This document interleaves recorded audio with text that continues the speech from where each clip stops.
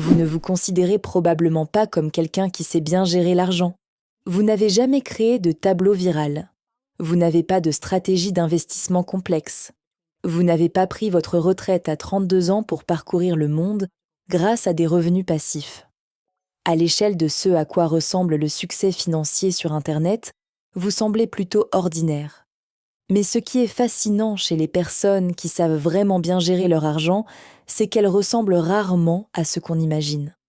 On imagine souvent quelqu'un doté d'excellentes compétences financières, comme étant visiblement riche, parlant sans cesse d'investissement, exhibant des achats coûteux, obsédé par les applications de portefeuille. Pourtant, la recherche en économie comportementale suggère tout autre chose.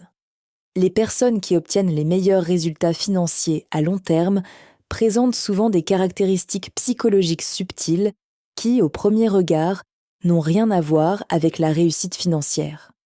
Des économistes de l'Université de Chicago ont constaté que les meilleurs prédicteurs de richesse à long terme ne sont ni le niveau de revenu ni les connaissances financières. Ce sont certains schémas comportementaux dans la manière dont les gens prennent leurs décisions d'argent. Des schémas que la plupart des personnes qui les possèdent ne trouvent même pas inhabituels. Cette vidéo présente 15 signes qui montrent que vous gérez peut-être mieux l'argent que vous ne le pensez. Certains vous sembleront évidents, d'autres sembleront contradictoires, et quelques-uns risquent même de vous mettre mal à l'aise parce qu'ils révèlent des coups cachés que vous n'aviez pas remarqués. Si vous vous reconnaissez dans plus de la moitié d'entre eux, vous vous en sortez probablement mieux que la plupart des gens, même si vous ne le ressentez pas ainsi. Le premier signe est contre-intuitif. Vous pensez à peine à l'argent. Pas parce que vous êtes insouciant, mais parce que vous avez automatisé votre vie financière au point que l'argent devient invisible. Vos virements vers l'épargne se font automatiquement. Vos factures sont payées toutes seules. Vos investissements se font sans qu'une décision soit nécessaire chaque mois. Une étude de l'Université Cornell a montré que les personnes qui automatisent leur épargne et le paiement de leurs factures ressentent beaucoup moins de stress financier et accumulent davantage de richesses au fil du temps que celles qui gèrent tout manuellement. Leur cerveau ne dépense pas d'énergie à prendre sans cesse des micro-décisions sur le fait d'épargner ou de dépenser. Elles ont mis en place des systèmes qui font le bon choix automatiquement. Le cortex préfrontal, la partie du cerveau responsable des fonctions exécutives et de la volonté, a une capacité limitée. Chaque décision financière consomme un peu de cette réserve. Les personnes qui savent vraiment bien gérer leur argent comprennent cela intuitivement. Elles retirent complètement la décision du processus. Si la gestion de l'argent vous semble facile, parce que vous l'avez organisée de façon à ce qu'elle ne demande pas d'efforts constants, ce n'est pas de la chance. C'est une compétence que la plupart des gens ne développent jamais. Voici un autre signe qui surprend souvent. Vous ressentez quelque chose qui ressemble presque à un inconfort physique à cause des dettes. Beaucoup de personnes ayant un fort sens de la gestion financière décrivent les dettes non pas comme un concept financier, mais comme une sensation physique. Elles disent des choses comme « ça pèse » ou « je ne peux pas dormir quand je dois de l'argent à quelqu'un ». Ce n'est pas seulement une métaphore. Des études d'imagerie par IRMF montrent que chez certaines personnes, la dette active les mêmes régions neuronales que la douleur physique et la détection de menaces. Des neuroscientifiques de Stanford ont découvert que les personnes ayant une sensibilité accrue à la dette ont souvent grandi dans des environnements où les actions avaient des conséquences directes et immédiates. Leur cerveau a appris très tôt qu'avoir une dette signifiait un vrai danger. Ce n'est pas toujours confortable, mais cela crée une impulsion presque inconsciente à se débarrasser des dettes le plus vite possible. Si un solde de carte de crédit vous met vraiment mal à l'aise, pas seulement en théorie, mais littéralement physiquement, votre cerveau est câblé d'une manière qui protège naturellement vos finances. Vous remarquez peut-être aussi que vous pensez en pourcentage plutôt qu'en euros. Au lieu de « j'ai économisé 50 €, votre cerveau traduit automatiquement cela en 2,5% de mon revenu mensuel mis de côté. Au lieu de « des chaussures à 200 €, vous pensez « ça représente 8 heures de travail ». Une étude publiée dans le Journal of Consumer Psychology a montré que les personnes qui évaluent naturellement les dépenses en heures de travail ou en pourcentage de revenus prennent des décisions financières beaucoup plus rationnelles. La réaction émotionnelle « je veux ces chaussures » est interrompue par la question analytique. Est-ce que ça vaut 2 jours de ma vie ? Chez certaines personnes, ce n'est pas une technique apprise. C'est simplement la manière dont leur cerveau perçoit le monde. Elles ne peuvent pas s'empêcher de voir le pourcentage, l'échange, le coût d'opportunité. Parfois, c'est épuisant, mais cela crée une barrière naturelle contre les dépenses impulsives sans qu'il soit nécessaire de mobiliser la volonté. Un autre signe se manifeste dans ce qui vous procure du plaisir. La plupart des gens reçoivent une poussée de dopamine en dépensant de l'argent. L'attente, l'achat, la nouveauté, c'est la chimie normale du cerveau. Mais les personnes ayant un excellent contrôle financier ressentent souvent ce même effet dopaminergique lorsque leurs économies ou leurs investissements augmentent. Une étude de 2018 menée à l'Université de Pennsylvanie, à l'aide d'imagerie cérébrale, a montré que certaines personnes présentent une activation plus forte du système de récompense lorsqu'elles voient leur solde augmenter, même de façon minime. Leur cerveau trouve littéralement l'épargne aussi agréable que d'autres cerveaux trouvent agréable la dépense. Il ne s'agit pas d'être radin ou de se priver. Si voir votre patrimoine net augmenter vous procure un vrai plaisir, pas seulement une satisfaction logique, mais un plaisir émotionnel réel, cela vous donne un avantage énorme. Le pic de dopamine lié à l'achat disparaît vite. La satisfaction de voir les intérêts composés travailler ne s'use jamais. Voici un exemple qui semble contre-intuitif. Vous réfléchissez longuement aux petits achats, mais vous prenez relativement vite les grandes décisions financières. Vous pouvez passer 20 minutes à choisir quelle marque de café acheter en comparant le prix au gramme. Puis, vous investissez 10 000 € dans un fonds indiciel sans trop hésiter. Cela devient logique quand on comprend comment le cerveau traite les schémas répétitifs et les exceptions. Les petits achats sont des schémas, des décisions répétées qui s'additionnent. Une étude du MIT a montré que les personnes qui optimisent soigneusement les petites dépenses récurrentes accumulent nettement plus de richesses que celles qui ne pensent qu'aux grosses dépenses. Parce que les petites décisions se répètent des centaines de fois par an, alors que les grandes décisions financières ont souvent déjà été tranchées par la recherche et la préparation. Au moment venu, il ne reste plus qu'à exécuter. Si vous hésitez longuement sur un abonnement à 5 €, mais que vous êtes serein au sujet de vos cotisations retraite, alors vos priorités sont en réalité bien alignées. Un autre signe très parlant est que vous n'aimez vraiment pas quand votre niveau de vie augmente en même temps que vos revenus. La plupart des gens connaissent ce que les économistes appellent le lifestyle creep, ou inflation du mode de vie. Les revenus augmentent et les dépenses suivent aussitôt. Mais les personnes ayant un fort contrôle financier ressentent souvent une résistance psychologique à ce phénomène. Elles se sentent réellement mal à l'aise lorsque leurs dépenses commencent à trop se rapprocher de leurs revenus. Une étude du National Bureau of Economic Research a montré que les personnes qui maintiennent un grand écart entre revenus et dépenses, quel que soit leur niveau de revenus, accumulent leurs richesses beaucoup plus vite que leurs pairs. Ce n'est pas toujours agréable. Elles ont l'impression de ne pas être tout à fait à leur place, comme si elles vivaient en dessous de leurs moyens, même lorsque leurs moyens ont déjà augmenté. Leur cerveau s'est fixé sur une base de dépenses précise, et l'augmenter semble faux.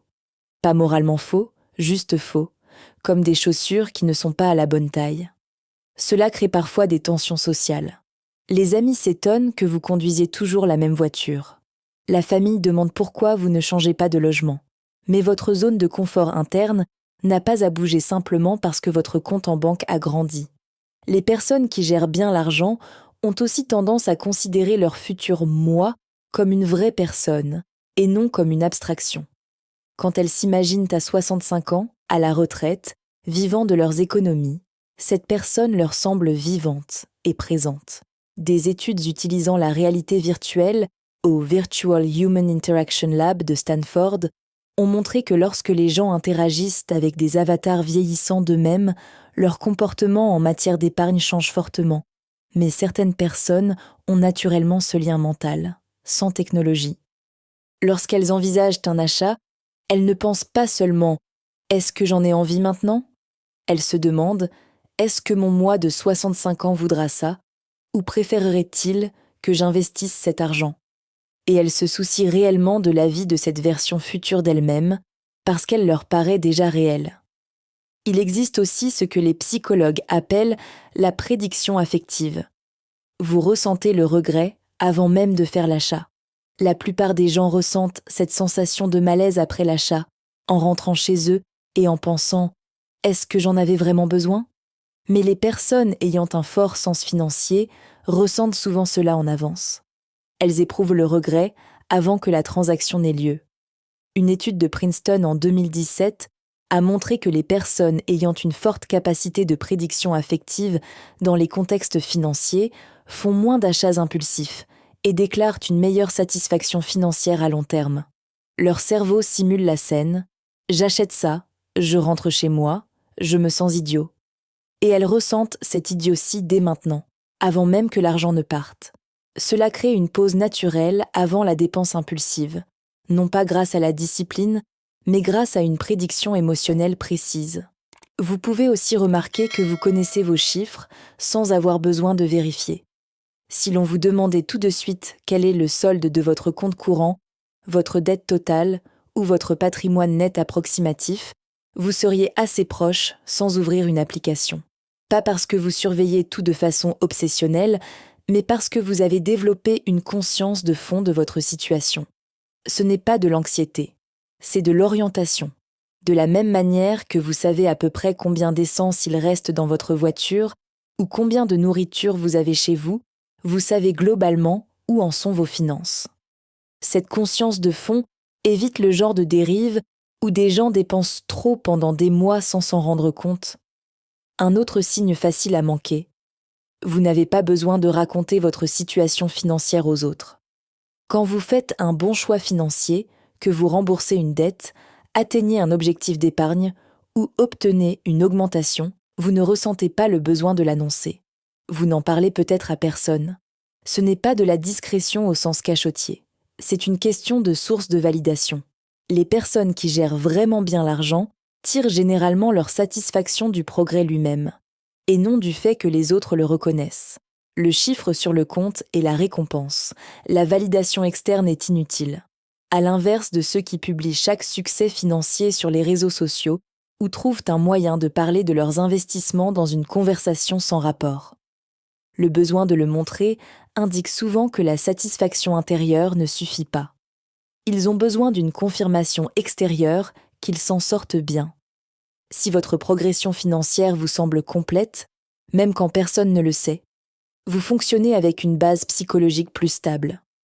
Il y a aussi quelque chose qui semble sombre, mais qui est en réalité protecteur. Vous imaginez en détail des scénarios de catastrophes financières. Perte d'emploi, urgence médicale, effondrement économique, krach boursier. Vous avez déjà mentalement traversé ces scénarios plusieurs fois. Vous avez déjà fait le deuil hypothétique de la perte de revenus, déjà envisagé le pire en cas de chute du marché, déjà réfléchi à la manière dont vous survivriez. Les psychologues appellent cela le pessimisme défensif, une stratégie où les gens fixent des attentes basses et répètent mentalement les problèmes possibles.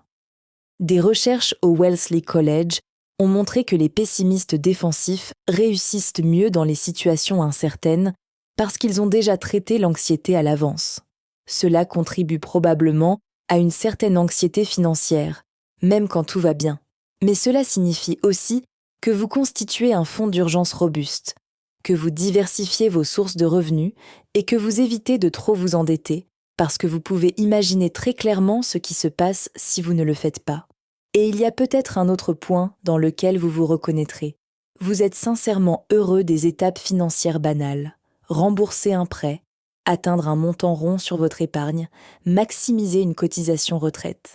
Ces événements provoquent chez vous une vraie émotion. Pas seulement une satisfaction intellectuelle, mais un vrai élan de joie. La plupart des gens ne ressentent pas grand-chose lorsque le solde d'une dette tombe à zéro ou qu'un compte d'épargne franchit un seuil.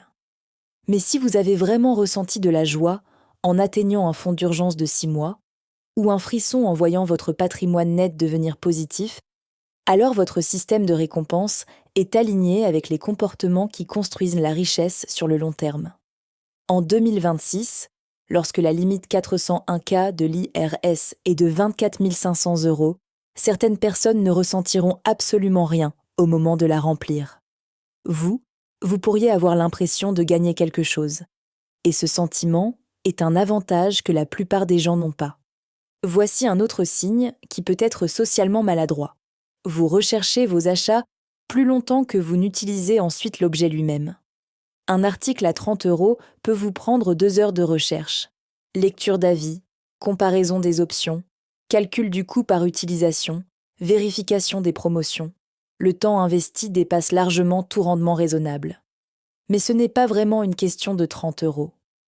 C'est une façon de construire un modèle de qualité, de valeur et de durabilité qui servira pour des centaines de décisions futures. La recherche sur cet achat alimente votre intuition pour le suivant. Les personnes qui gèrent bien l'argent disent souvent qu'elles n'arrivent pas à désactiver ce réflexe. Elles savent intellectuellement que le bénéfice marginal d'une recherche supplémentaire est minime. Mais le processus lui-même leur semble nécessaire. Peut-être que vous avez déjà remarqué cela. Vous pouvez aussi remarquer qu'un non vous procure un soulagement plutôt qu'une sensation de privation. Refuser un dîner coûteux, ne pas prendre la chambre surclassée, passer à côté d'une offre limitée. Pour la plupart des gens, dire non ressemble presque à un sacrifice, à la sensation de manquer quelque chose qu'ils voulaient. Mais les personnes ayant un fort sens financier décrivent souvent le non comme un vrai soulagement. La pression de la décision retombe. L'argent reste là où il doit être. L'avenir reste protégé. Cela ne veut pas dire que vous n'aimez pas les belles choses. Cela signifie que le poids de la dépense vous semble plus lourd que le plaisir de posséder. Quand non semble meilleur que oui, votre relation émotionnelle à l'argent travaille en votre faveur. Et voici le signe qui révèle le coût caché de tout cela. Il vous arrive de vous sentir coupable de dépenser pour vous-même, même quand vous pouvez vous le permettre, même quand vous avez atteint vos objectifs d'épargne, même quand l'achat est raisonnable, même quand vous l'avez mérité. Votre cerveau a été si profondément entraîné à associer la dépense à une perte, à choisir le plaisir présent au détriment de la sécurité future, qu'il est difficile d'éteindre cela. Une étude publiée en 2020 dans le Journal of Economic Psychology a montré que les personnes ayant un taux d'épargne élevé ressentent souvent plus de culpabilité lors de dépenses discrétionnaires que celles qui épargnent moins, même lorsque leur situation financière est objectivement saine. Vous savez intellectuellement que vous pouvez vous offrir ce voyage, ce bon dîner ou ce nouvel ordinateur portable, mais émotionnellement, cela ressemble à une trahison envers vous-même, à une rupture de promesse faite à votre futur vous. Et voilà ce que personne ne dit sur le fait d'être bon avec l'argent. Parfois, ce n'est pas agréable. Parfois, cela ressemble à une privation constante, même quand ce n'est plus nécessaire. Alors, qu'est-ce que tout cela signifie vraiment ? Quand on regarde ces 15 signes, ils ne ressemblent pas tous à des avantages. Certains ressemblent à de l'anxiété, d'autres à une tendance à trop réfléchir, d'autres encore à une incapacité à profiter du moment présent. Et vous auriez raison, c'est exactement ce qu'ils peuvent être. La psychologie de la gestion de l'argent est complexe. Ce ne sont pas simplement des personnes qui ont maîtrisé quelques techniques financières. Ce sont des personnes dont le cerveau traite différemment le risque, la récompense, le temps et la sécurité. Parfois, cela vient de l'enfance. Parfois, c'est simplement neurologique. Parfois, cela s'est développé comme mécanisme d'adaptation après des difficultés financières. Des recherches de l'Université de Californie montrent que le meilleur prédicteur du succès financier à long terme n'est ni l'intelligence ni même le capital de départ. C'est ce qu'on appelle le delay discounting, la capacité à accorder presque autant de valeur aux récompenses futures qu'aux récompenses immédiates. La plupart des cerveaux dévaluent énormément le futur. 1 euro aujourd'hui semble bien plus précieux qu'1 euro dans 10 ans, même en tenant compte de l'inflation et des intérêts. Mais les personnes ayant une excellente gestion financière ont des courbes de dévalorisation plus plates. L'argent futur leur paraît presque aussi réel que l'argent présent. Et cela change absolument tout dans la manière de prendre des décisions.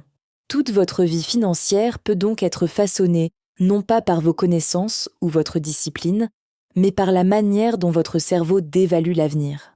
C'est à la fois libérateur et inconfortable. Libérateur, parce que cela signifie que si vous avez du mal avec l'argent, vous n'êtes ni cassé ni paresseux. Votre cerveau traite simplement le temps différemment. Inconfortable, parce que cela suggère que la réussite financière dépend peut-être moins d'un libre choix pur qu'on ne le voudrait. Mais c'est là que l'espoir commence. Même si la tendance de base est neurologique, les comportements, eux, peuvent être appris et automatisés. Même si votre cerveau dévalorise naturellement fortement l'avenir, vous pouvez construire des systèmes qui contournent ce biais. Virements automatiques, friction artificielle sur les dépenses, gamification de l'épargne, tout cela permet d'obtenir les mêmes résultats sans nécessiter le même câblage naturel. Les personnes ayant une excellente gestion financière ne sont pas spéciales simplement parce qu'elles possèdent ces traits psychologiques. Elles ont simplement eu la chance que leur psychologie soit alignée avec l'accumulation de richesses à long terme. Mais vous pouvez construire la même architecture de l'extérieur grâce à des systèmes et à l'automatisation. Et il faut aussi reconnaître une autre chose. Ces schémas psychologiques ont de vrais coûts. Le fait de penser constamment à l'avenir peut créer de l'anxiété. La culpabilité liée aux dépenses peut empêcher de profiter des fruits de son travail. La répétition mentale des catastrophes peut rendre difficile le sentiment de sécurité, même lorsqu'on est réellement en sécurité. La difficulté à se sentir en phase avec les personnes qui dépensent plus librement peut créer de l'isolement social. Aucune approche n'est objectivement meilleure. La personne qui vit pleinement le présent dépense tout ce qu'elle gagne et ne s'inquiète pas de la retraite parce qu'elle lui paraît trop lointaine pour être réelle n'a pas tort. Elle vit simplement différemment. Elle s'amuse probablement davantage sur le moment. Elle est probablement moins anxieuse. Elle est probablement plus connectée socialement. Et la personne qui épargne agressivement ne sait pas profiter de ce qu'elle dépense, imagine sans cesse des scénarios catastrophes et regarde son compte d'investissement comme d'autres regardent un match n'est pas meilleur. Elle est simplement différente. Elle échange le plaisir du présent contre la sécurité du futur. C'est un échange, pas une vertu. Si vous vous reconnaissez dans la plupart de ces signes, vous serez probablement financièrement stable. Mais n'oubliez pas d'en profiter aussi vraiment. Votre futur vous remerciera pour la préparation. Mais ne sacrifiez pas complètement votre moi présent pour une personne qui n'existe pas encore. Et si ces schémas vous semblent étrangers, si gérer l'argent vous donne l'impression de pousser de l'eau en montée, c'est aussi une information. Soit vous pouvez construire des systèmes qui rendent tout automatique et qui ne vous obligent pas à compter sur un cerveau qui n'est pas câblé pour cela, soit vous pouvez accepter que vos valeurs se trouvent ailleurs. Et c'est légitime aussi. Mais voici ce qui relie tout cela. Comprendre sa propre psychologie autour de l'argent est en soi une forme de culture financière. Il ne s'agit pas seulement de savoir comment fonctionnent les intérêts composés ou ce qu'est un Roth IRA. Il s'agit de comprendre pourquoi vous prenez les décisions que vous prenez. Qu'est-ce qui déclenche vos dépenses? Qu'est-ce qui rend l'épargne agréable ou pénible? Comment votre cerveau dévalorise-t-il l'avenir? Quel schéma émotionnel dirige votre comportement financier? La plupart des gens n'examinent jamais cela. Ils réagissent simplement aux situations d'argent sans comprendre la mécanique en dessous. Et ce manque de conscience leur coûte cher. Parfois des milliers d'euros par an, parfois toute leur trajectoire financière. J'ai réalisé une analyse complète de la culture financière qui va encore plus loin sur tout cela. Pas seulement la mécanique de l'argent, mais la psychologie qui se cache derrière. Comment les pièges de la dette se forment et pourquoi certaines personnes y tombent pendant que d'autres les évitent. Comment les intérêts composés peuvent travailler pour vous ou contre vous selon le camp dans lequel vous vous trouvez. Comment construire des systèmes qui vous protègent de vos pires impulsions. Si quelque chose dans cette vidéo vous a fait comprendre qu'il existe des schémas que vous n'avez pas encore vraiment examinés, des comportements dont vous n'aviez pas conscience ou des coûts que vous ne soupçonniez pas, alors cette vidéo est l'étape suivante. Parce que se comprendre soi-même, ce n'est pas se juger. C'est travailler avec la réalité au lieu de lutter contre elle. Et c'est peut-être la compétence financière la plus précieuse de toutes.